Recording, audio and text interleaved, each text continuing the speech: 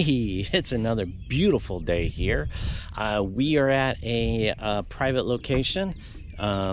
This is an area that was across the street from the compound, and the blank spot behind me used to be the undercover ATF agents and other law enforcement's house that's no longer there. So we got permission to search here. We're going to see if we can find anything that's related, historical, or even just anything that's in the ground. And it's supposed to be warm today. It's only in the 50s right now, but it is absolutely gorgeous out. So we're going to find something. Stick around. It's in the ground.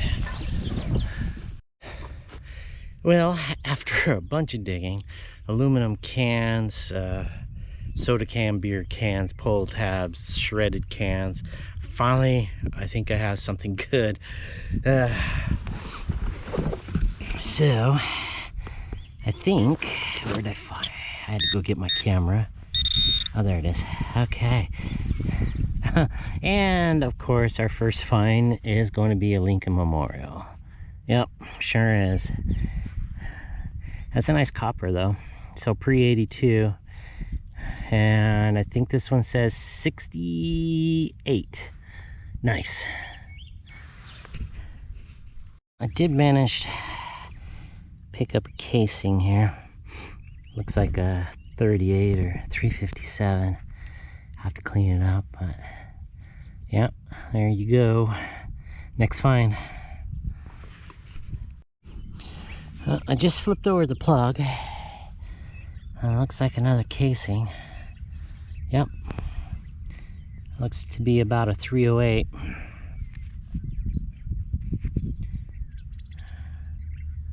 Won't know until I really clean that up, but yeah, another casing.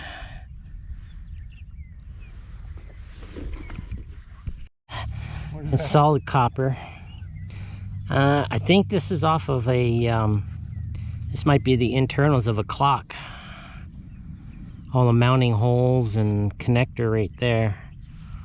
Could have been something off an electronic or clock or something. There's no telling. No telling. Yep. That's all it is. How many nails have really high signal. And it's a chunk of steel. Looks like an old lock. See if it has a name brand on it. Looks like it's been whacked at some point in time. Probably cut those off. I don't know, maybe somebody tried to shoot it off. I'm not seeing a name brand, but man, that is solid heavy.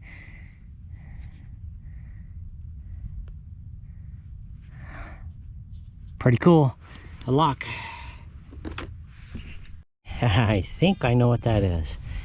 That's gonna be an old classic razor. Yes. Careful, make sure the razor's not still in there. But there's the handle. And that's the top.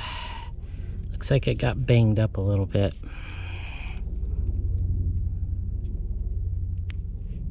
Nice.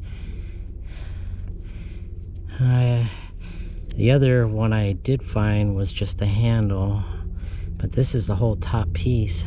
That is cool. Nice razor. You're always going to find a penny. And that's a nice copper. Pre-82. Oh man, straight up penny signal. Not a can, not a crushed can. I got a glimpse of it. This is fantastic, I think. But man, when you find something good, it's good. So, you want to see it? Yeah, let's go look. Can you see it? It's right there. Oh Oh my goodness. Holy crikeys.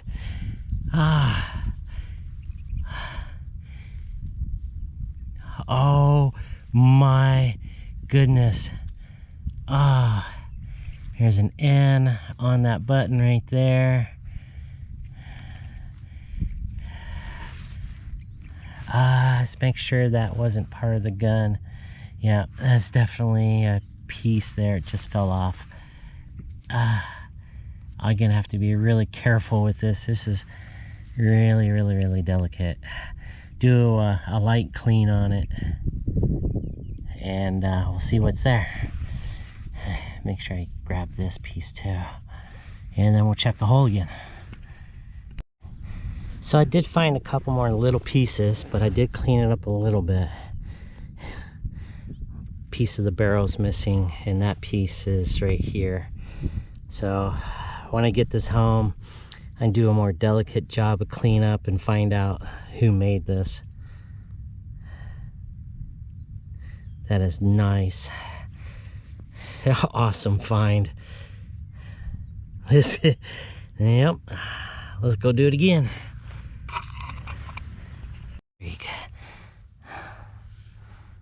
Sure enough, that is a Rosie.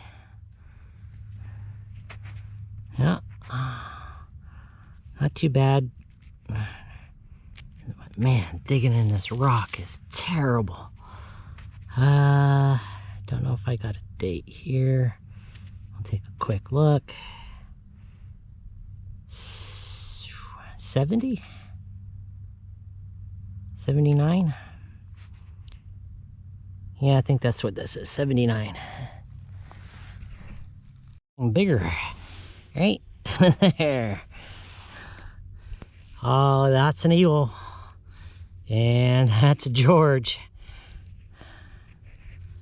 And that's a quarter. Did you really? 1966. Really? Yep, that's what it is. 66. Nice. All I need now is a nickel to complete the cycle. Sweet. Bud Light 10s and a 92 quarter. 92 quarter. Nice. This is a 70. So had to been ATS. This is a 73 penny. Well, I run my Knox 600 right down to the almost power failure, so I'm out of battery and it's struggling to pinpoint signals. So we're gonna call this a day, and I have one more prize in the hole. So let's take a look. Fell out right there. And that's a Lincoln Memorial. A lot of pennies here. So that's it. Let's do the wrap up. All right, let's do the wrap up. It was a beautiful, gorgeous day out. The blue skies, hardly any wind, and got to hunt a new piece of property. Fantastic. So let's go over the stuff. Found a couple of these. These are pressure treatment tags on some lumber. Got that log that looks like somebody shot. A couple of nozzles from water hoses. A few odds and ends. Another water nozzle. Pretty cool. It's almost complete. It's the old razor. You untwist the bottom, top pops open, you drop a razor in it, you twist it back down, and it's shaved on both sides. Really cool. Not really sure what caliber this one is. Kind of looks like maybe it's 30 cal, 30 carbine, could be 38. This is a 308. Now, talking to the gentleman who was actually here during the time, he says 308 would have been one of the snipers from ATF. So this very well could be a bullet or a cartridge from the ATF. Did find an old head stamp from a shotgun, not associated with either side.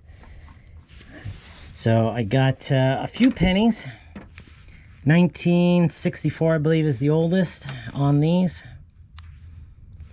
And I got 2 dimes, and I got 1 quarter. Now, the best piece out of this whole hunt is this.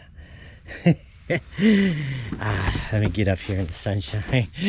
So, can this be an ATF gun? No, not likely. But I'm gonna leave it here. I'm gonna do a little research when I get home, and I'll let you know who made this, when it was made, and then we'll close this out. So give me a minute and I'll come right back and I'll tell you everything I can find about this little Derringer. Fantastic find. Amazing. I'm over the hill about this. Even though it's in this condition, man, it is still a fantastic find. All right, everybody, I'll be right back in a minute. Hey, thanks for sticking around to the end of the video here. And I do have some information on this little Derringer. After cleaning it up using toothpicks and bamboo, the only thing that was holding it together was the dirt. So I'll probably just glue these pieces back together. But as you can see, it has this N in the circle right here, and then it has this steel. I think that's a rivet, so that makes a difference. I got some notes, and here's some pictures of what it originally looked like and the prices.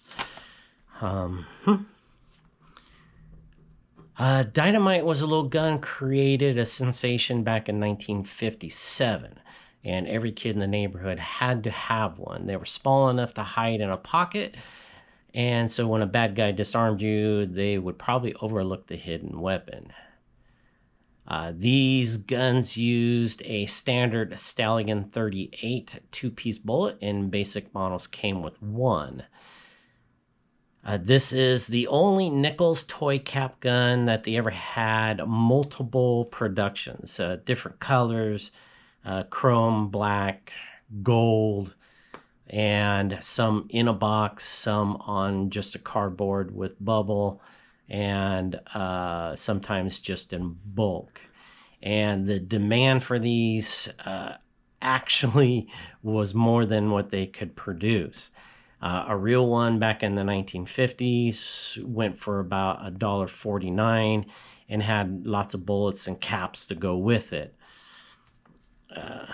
There was also a gold-plated version, and during the Dynamite frenzy, there was another company called Kusan, K-U-S-A-N, which didn't allow the bullets to be loaded in because they were just the plastic ones to make it feel realistic.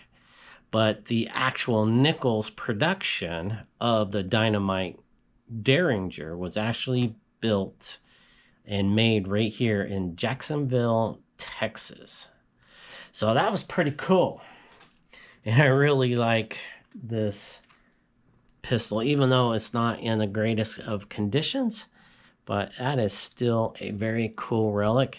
And I think because it has a rivet, that this is the Kusan model that was made after 1957. So this is probably 1960s. Okay, so on with a little bit of history on the piece of property and the house that was here. So hold on. The area we were searching was located right across the road from the branch. This area behind me is where the house used to stand. The ATF house was used as a staging area and an area where they could watch the Branch Davidians. In this photo, you can see the white square where the house used to stand. The ATF and other law enforcement used this house to survey and watch the Branch Davidians. In behind the house is an area where they dug some trenches and were hiding snipers that could see through the house and watch what was going on at the ranch. The house was originally built back in the 1970s and was on this piece of property right up until a little after 2004, where it fell into disrepair and was no longer used to live in, and eventually it was torn down. I hope everybody enjoyed this video, and I hope you come back for more. And don't forget, wherever you go and whatever you do, have fun, as long as it's legal. Thanks, everybody.